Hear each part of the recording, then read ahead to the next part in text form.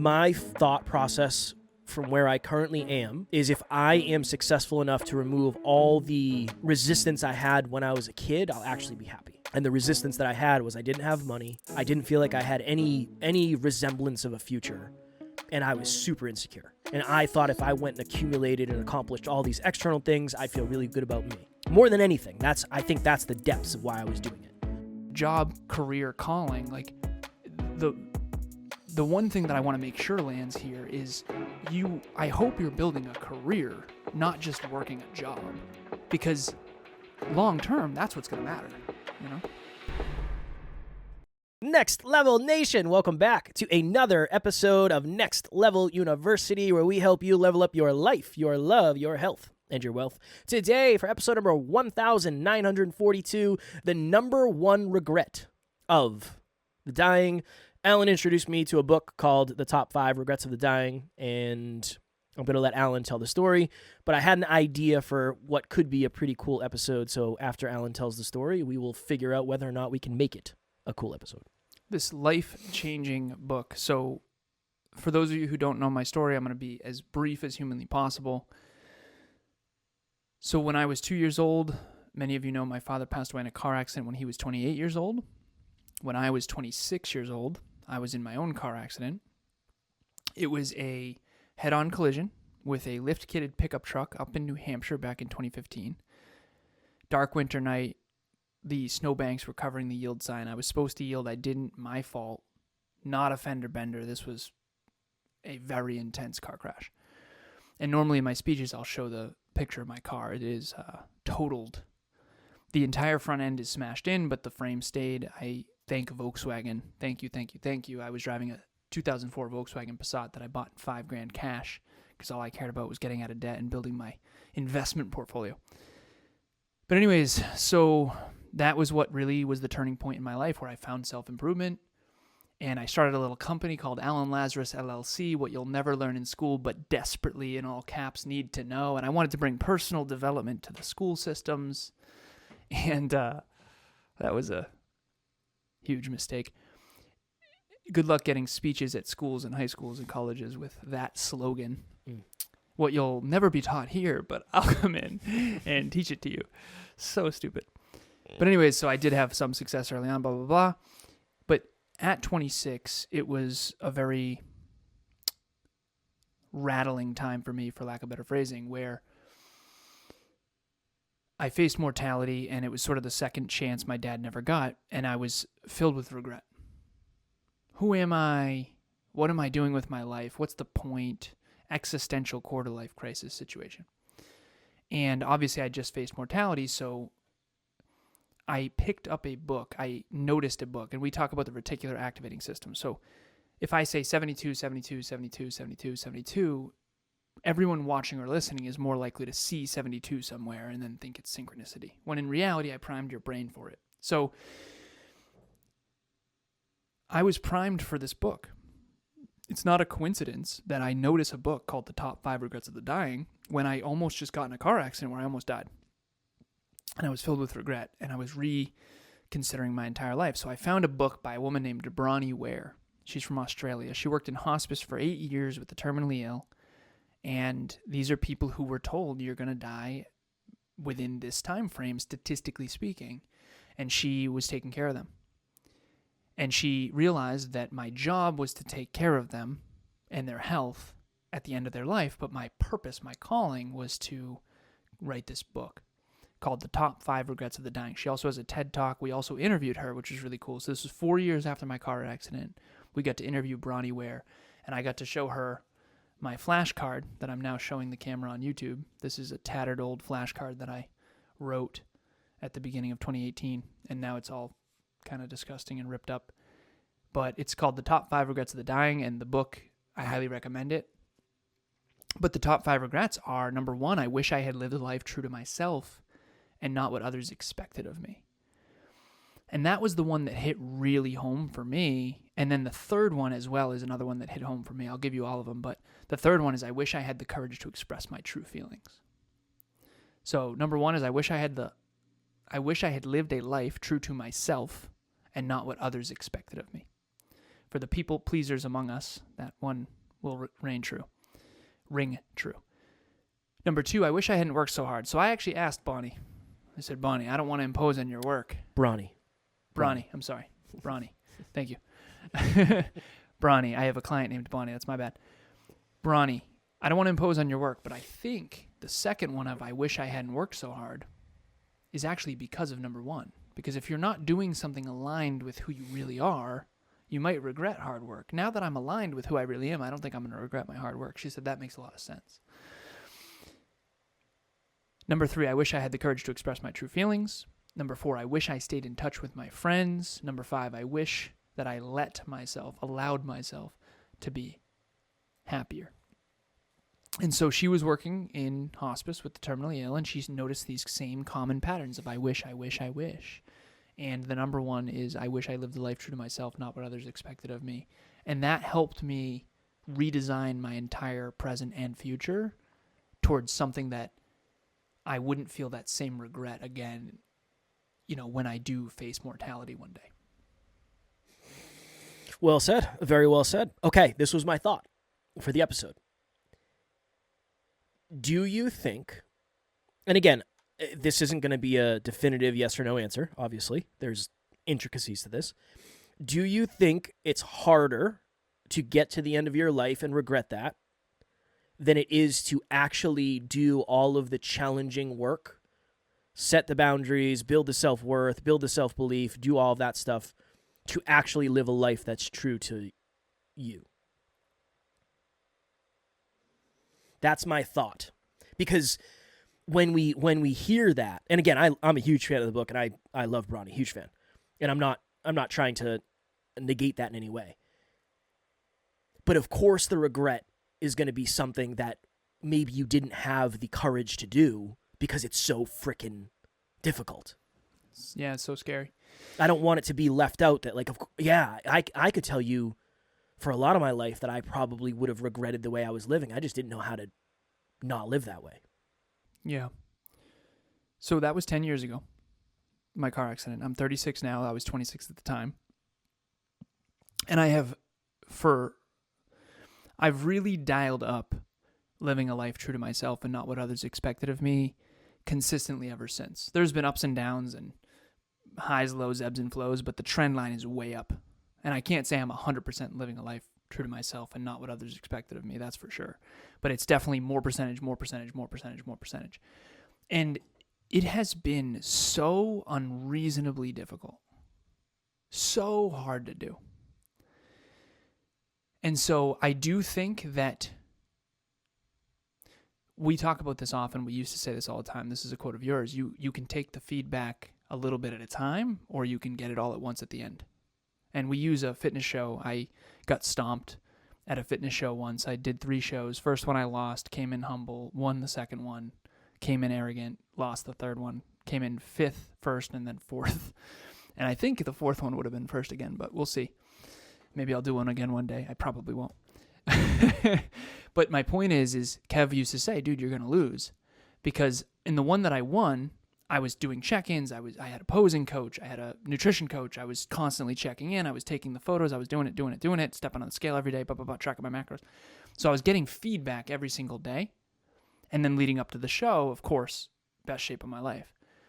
But on the off ones where I lost, I wasn't taking as much feedback along the way. Let's just say hypothetically that I was eating a lot of pizza. Broccoli Alfredo pizzas regularly. Broccoli chicken Alfredo. Chicken Alfredo, sorry. That's not how you win fitness shows. The entire pizza, too. This is a good life. Yeah, it was good until you got on stage. Until I got on stage. Right. If you look good backstage, you're in trouble on stage, is the saying.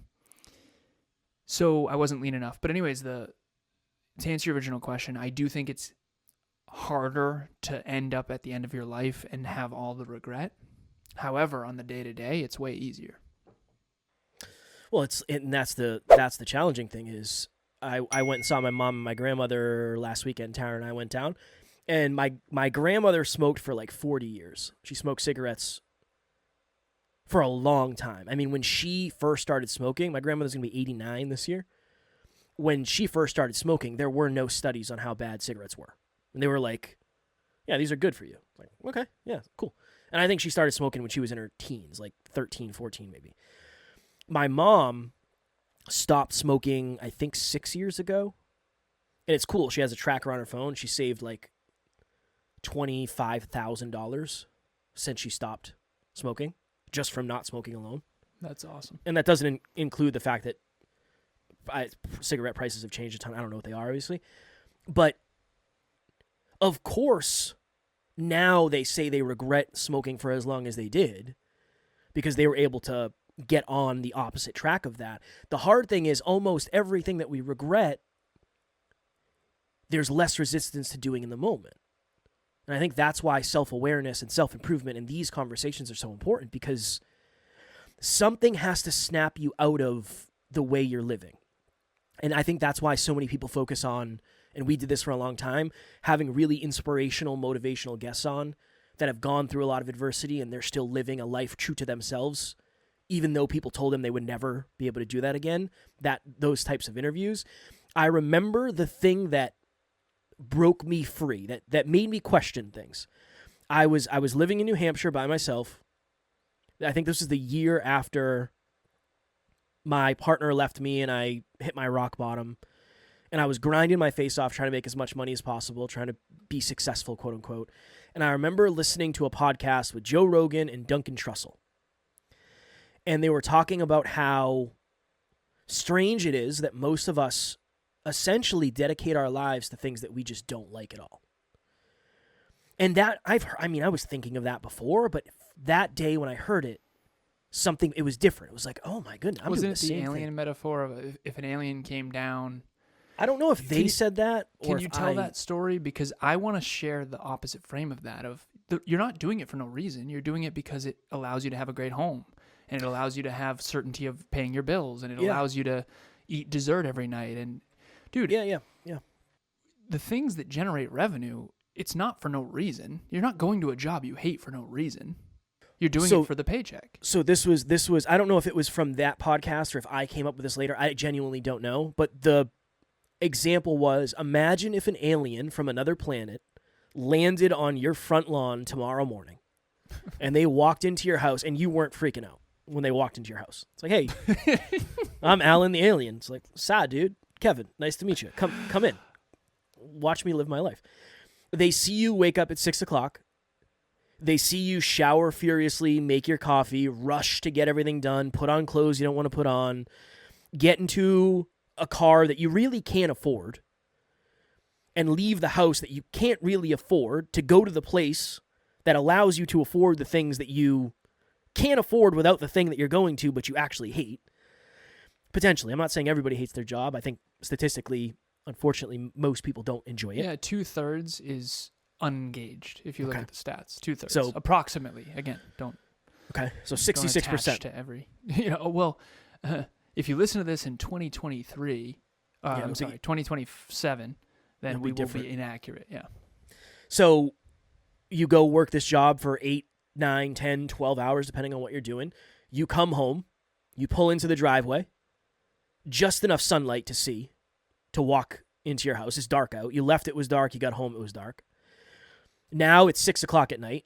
You get to spend 2 hours with your family, 3 hours if you're lucky. You go to bed, and then you do the same shit the next day. And you do that for, what would it be? 5 out of the 7 days. Yeah, so what is that?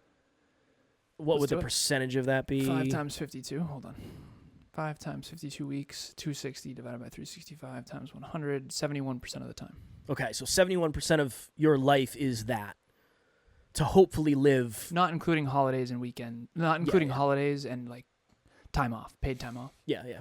So you do all that so you can kind of do what you want with the remaining 29% of your existence. And the alien sat you down and said, like, wait, everybody does this? Like, this is just the way you live down here? And you're like, yeah, I mean, this is what it is. This is normal. Now, some people have different opportunities and some people do different things. But yeah, I mean, I can't tell you how many times I've run into someone and I'll say, hey, how you doing? And they'll say, whatever, how are you? And I'll say, I'm living the dream. And then I very quickly realize how quickly a mistake that was when I say that, because a lot of people get offended when I say that because they're not living the dream, understandably so. All right. And I just say that because I'm in a good mood. I'm not necessarily living the dream either. Some days I have shitty days. I'm sick right now. I don't want to be sick. I want to be at the gym and crushing it. But many people, unfortunately, are not living your dream. This was at one point a dream. Yes, but not every day is the dream. And I think sometimes people think that. And, I'm rolling through Taco Bell at 2:00 on a Monday because I'm sick and I'm saying I'm living the dream. Of course, you're probably not going to fuck with me. You're not going to vibe with me. Like, come on, dude. You couldn't just say you're doing okay? It's like, yeah, no, that's fair. I understand. But yeah, you have an interesting relationship with that. For me, just because you're working, again, just coming in here being me, you're working at Taco Bell, but that's not where you're going to end up necessarily. I think I always saw it as a ladder. I never saw it as, like, I work terrible jobs. I hate, like, busboy, cart kid. Like, I hate, but it was never, I painted houses in Maine. It was a ladder to something greater. I think that's one of the things that's been a biggest blind spot for me is you've said this to me and behind the scenes. You've said sometimes that's it. Like, that's where they stay. Yeah. And sometimes, to me, I can't even, like, I don't think that way. Everything's a progression toward a climb. Everything's a climb. Yeah. I don't think you were ever going to be that guy. But I could have been that guy for sure. That's what I felt. I felt that early in life. I thought I was going to be the gas station guy forever. Okay, well, can we, again, this wasn't the point of the episode, but I want to have this discussion with you. You work at, let's say, McDonald's. Let's just use that as an example because everyone knows it. And then you work your way up, and eventually you're the manager, and then you are the GM, and then you run multiple franchises, and then, like, I just can't, now that obviously you're not, like, high school kids that work at McDonald's, they're working at McDonald's right now, but that's not like their entire career. There's a quote, some people have a job, some people have a career, some people have a calling. And what I'm trying to share here, without coming off as pretentious, is I didn't find my calling until after that car accident. I had a career. I had a really, really, really, really strong career. But I was focused on building my career from when I was a little kid. I never just had a job. And I remember when I was younger, I remember being in high school and then particularly in college. This is when I started to notice. I had a lot of friends that worked at a bowling alley. And I noticed, like, they weren't focused on building their resume. And I remember thinking to myself, you're making money and you love it and you're making more than enough now, but, like, you do realize that's not going to be enough later on, especially where we live. We live in one of the highest cost of living on planet Earth. I mean, this is atrociously bad. I mean, Massachusetts is 4 on the list. Like, there's California. It's really expensive to live here. And I don't think people, I don't mean to come off pretentious with this, but, like, if you don't think about that, that's, like, very negative for your future. You can't just, like, not make more money and then expect things to go better when the cost of living. That's your math and your long-term strategy. I don't think most people are thinking about that. I don't think most people are. I think it's very easy to go get a job, and then the next thing you know, it's 5, 7, 10 years down the line, and you're still doing the same thing you were doing before, and you have no idea. Now that's part of your identity. Now you don't feel like you can do anything else. Maybe to your point, you haven't been building your resume. You haven't moved up because you don't want to take on more responsibility. Yeah. I think that's, I don't know. I don't know what the stats are. I remember I took an internship. Sorry to interrupt you. I took an internship at iRobot for less money because I knew it would look good on a resume. iRobot is one of the most successful robotics companies in history. I mean, that means something, right? Hello, NLU listener. Thank you, as always, for listening to Next Level University. Real quick, I just want to jump in and let you know about the Next Level Dreamliner. This is a journal that I use every single day. Achieve your dreams 90 days at a time. It breaks down your dreams into goals, milestones, and daily habits. We hope you enjoy it. The link will be in the show notes.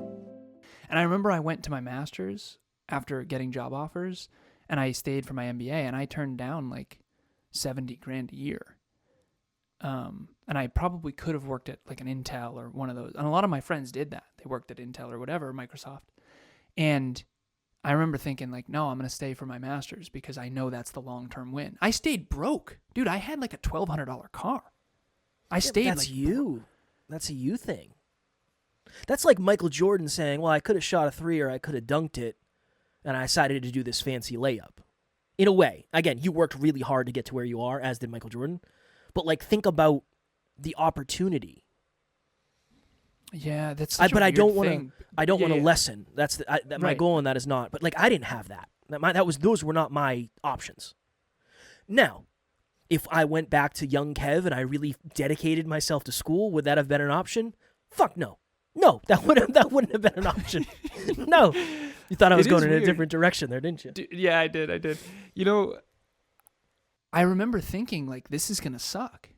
Not only am I not going to make the $70,000 I got offered, I'm actually going to spend more money at school. I remember in my master's program, it doesn't feel good to be like the brokest college student ever. Like, college was fucking brutal. You just don't have any fucking money at all. Right? And I remember I had a friend, he said, when are you going to get a real job? And I remember and this friend is also a dickhead, but I ended up saying, like, what do you define as a real job? He said a 40-hour-a-week job. And I said, oh, not for a couple of years then, probably. Like, I'll do internships, but, like, I'm going to go to school. And I now understand, like, he didn't know this. Like, he didn't know this. Like, he had no idea that this was, like... And I don't know why I did. I just felt like career stuff always came, like, very easy to me. And for anyone out there, job, career, calling, like, the one thing that I want to make sure lands here is I hope you're building a career, not just working a job. Because long term, that's what's going to matter, you know?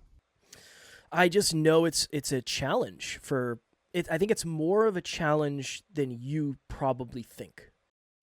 Fair.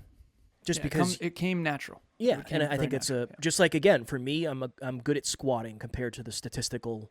Yeah, for sure. Squatting's More. harder than you think. I've got Right. giraffe, skinny mini legs. I Right. saw a guy at the gym the other day. He's 6'4", skinny as hell, and I just remember thinking, like, I feel you, man. He's top heavy. He's jacked, but it's like his legs. I can't grow my legs to save my fucking life. Well, in my mind, it's like good for you to be able to reach the top shelf. Like, I'd rather be able to reach the top shelf than be able to squat however much I can squat. Yeah, but when your legs are like, you know, however many feet, 5 feet long or 4 feet long or whatever it is, probably 3.5. They're so damn skinny. It sucks. I'm top heavy. I mean, it's very hard not to be top heavy for me. I think it's But hard we for all me. have pros and cons to everything. That's, I think, the point. It's hard for me not to be bottom heavy, I think. I feel like Yeah, I'm, agreed. but then again, I feel like I have little calves. I think most gentlemen feel like they have tiny calves. It's like a thing for some reason. Oh, it's a flawed design. Yeah. The Growing calves. your calves is not easy for most people. For me, it feels impossible. Yeah. Well, Uh, the point of this episode, the goal in this episode, is to talk about the fact that, of course, the number one regret is going to be something that's so well connected to, or so easily connected to something that's really hard. It's really, really hard to live a life that's true to yourself because you're most likely not living by yourself. You're living in communities with people who don't necessarily care whether or not you live a life true to yourself. And that makes it really, really, really hard. And you have to have courage. What would you say to the alien? Because if the alien says, really? Why are you doing this?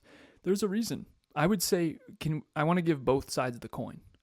Well, I'm doing this because I want to have a shelter and I want to have consistent food on the table and I want to raise a family in a safe environment in a safe neighborhood. Like, there's a reason why you're going to that job. I'll tell you mine was because my thought process from where I currently am is if I am successful enough to remove all the resistance I had when I was a kid, I'll actually be happy. And the resistance that I had was I didn't have money. I didn't feel like I had any resemblance of a future. And I was super insecure. And I thought if I went and accumulated and accomplished all these external things, I'd feel really good about me. More than anything, I think that's the depths of why I was doing it. A lot of that's probably unconscious, but that's what I would say. I have a tickle in my throat because I'm still sick, so pardon me if I have to cough. All good, brother. I want to try to give both ends of the coin. So I'm sitting down with this alien. We'll call this alien Mr. Alien or Mrs. Alien. We'll go Mrs. Shout out to the women. All right, I don't Mrs. think my wife would like Mrs. Alien walking in on us when we're showering in the morning very much. Probably That would not. be a little sketch. What if Either Mrs. way, Alien was very respectful? yeah, okay. I can dig that. Mrs. Alien, welcome to our humble abode. The reason why I'm doing what I'm doing is because I want to build a bigger, better, brighter future for myself, for my family, and for the community. And I have to work hard to do that. And although I don't love what I'm doing now, I'm working toward building a career that I do love more and more and more year after year. And the amount of revenue that I can generate, income that I can generate from that career is going to consistently increase the quality of my life and my family's life as well. And then I'll also be able to give back to causes that I care about.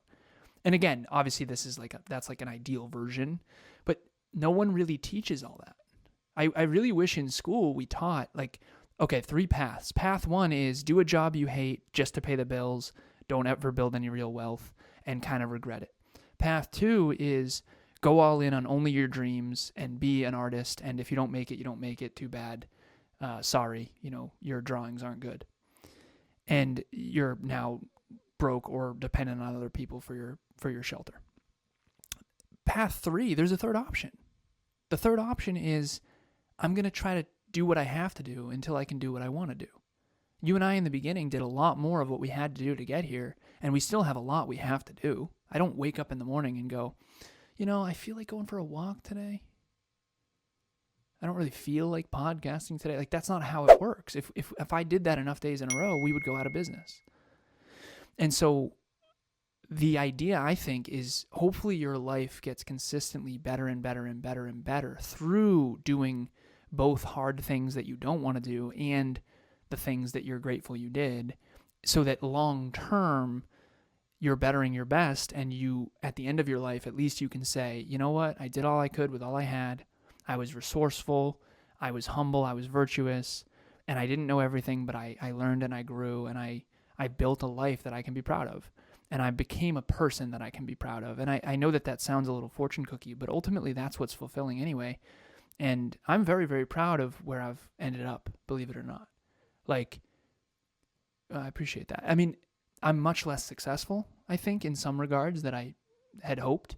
But I also know that I'm much more successful in other areas than I ever imagined, like my relationship with Emilia and, our pets and our beautiful life. So I'm very grateful. But one of the biggest challenges about being where we are now, Kev, is it's so hard to explain how bad it used to be.